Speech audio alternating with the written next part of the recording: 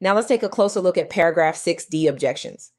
This paragraph gives the buyer the right to object to certain issues related to the property's title or survey, but only within a specific time frame.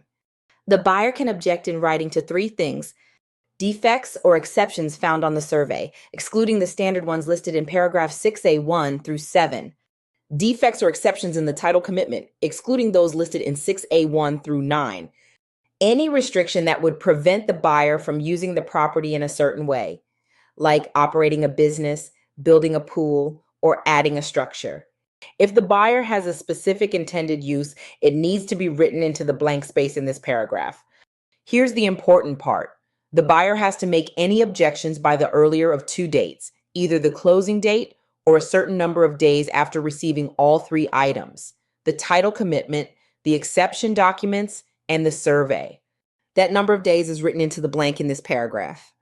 If the buyer doesn't object in time, they waive their right to object. But there's one exception. Anything listed in Schedule C of the title commitment is never automatically waived. If the buyer does object, the seller has 15 days to try to fix the problem, but the seller is not required to spend any money to do it. That 15-day window is called the cure period.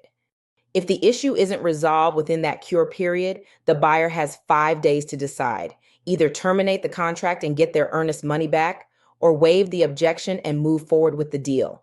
If the buyer does nothing, it's treated as a waiver. Also, if any new version of the title commitment, exception documents, or survey is delivered to the buyer, they get a brand new deadline to object, but only to the new items revealed. This paragraph is time sensitive and very important. Make sure your buyer understands what they're agreeing to and what deadlines apply, especially if they have specific plans for the property.